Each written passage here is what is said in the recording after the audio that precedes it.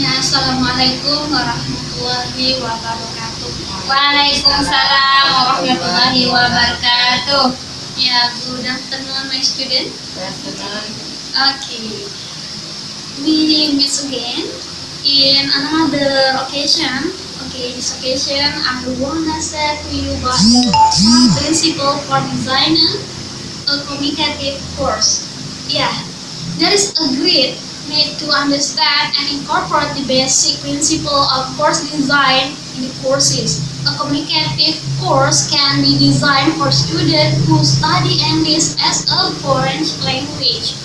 And like we are in Indonesia, a communicative curriculum is based on the view of the nature of language, a cognitive education. And then the goal should be influenced by these three considerations. There are some principles for designing a communicative courses such as the objectives, survey, components, choice of syllabus, material, lesson outline, past teacher guide, and the test. Okay, for the first, I will explain you about the objective in designing. Objective in designing in the course, we should intend to achieve the following. The first is the emphasis should be given to meaningful communication. And second, we should consider the learner as the center of our attention. And the third is the learning is considered as a self-realizing experience. The fourth, other learners are considered as the support group. And the fifth, the teacher's role is that of helper or facilitator. And then it's very important for us to know about this principle because all of these principles should be reflected in the course based on the principle of the communicative activities. Not only activities but also our interaction and the test of the communicative performance. Okay, my audience, the communicative needs of students should be related to areas of activity, topic, and language function appropriate to interaction in the classroom.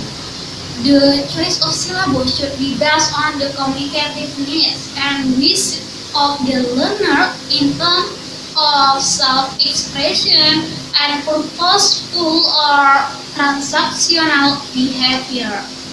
Yeah, do you get it what I mean? Yeah, the next material about the component of the syllabus should be equal language. The setting in which the learner uses language, the role of the learner as the interlocutor. Communicative event in which they participate learner function, the notion involve the skill involved and the fitting together of the course and rhetorical skill. And level of the spoken and written language needed, the grammatical context needed, we must attention to our learner because all of the skill and abilities in the learner to use the language appropriately and efficiently. And for the choice of the syllabus, we should have to know the language use related to the parameter of the possibility, visibility, accuracy, and we must focus on the skill in the language activities. And then, there are many syllabus that we must know, but they are related to the aims and the objective. They help students to use language effectively for their own purpose, particularly in dialogues, role play, and ability to really improve the transactional knowledge that should be kept in mind before the selection material. In the materials, we should integrate national and functional meaning with grammar, thematic content, and basis area. And then the material should be derived from a description of this course which effect the transfer from grammatical competence to communicative competence. And for the lesson of outlines, we should provide provide summaries of each lesson, which will help the teacher in evaluating material and remind him of the main objective, procedure, task, and the skill involved in the lesson. A quick look at these outlines before the class will greatly facilitate teaching. And then my audience, not only that, but also the class should promote attention to the meaning, purpose, and negotiation, and draw objective from the communicative needs. Sometimes, although for different solutions should be challenging, involve the language use, provide opportunities for language practice, promote problem solving, sharing the information, and ensure effectiveness of the useful communication. And then, for the task should include discussion and teacher providing missing part of the dialogue, problem solution, timetable, finding the main ideas, and so on.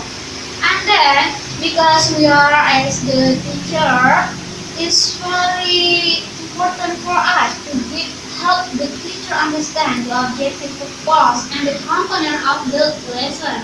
And the last is the test. We should try to relate the test to the teaching so that they have a good feedback effect from our learner.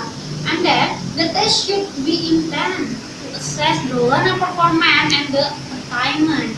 They provide a focus for purposeful communication. The test should be subjective as well as objective, and the vocabulary be test for meaning in the context. And the test should reflect actual teaching. They should be based on the classroom task. And then, for conclusion, our material today, some principles for designing a communicative course can help student and teacher to enjoy in the classroom. The principles can help teacher to manage their classroom and make students understand the course and the teacher given to them. And then, for the syllabus, teachers should know what the language use, skill, inventories, and themes, topic, function, structure, lexical item to make their classroom or to make the learner more effective than efficient. Okay, thank you very much for attention.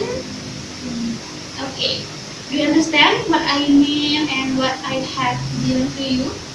Yeah, I hope you can apply in your learning process to your students. Okay, my audience, thank you very much. Wassalamualaikum warahmatullahi wabarakatuh. Waalaikumsalam warahmatullahi wabarakatuh.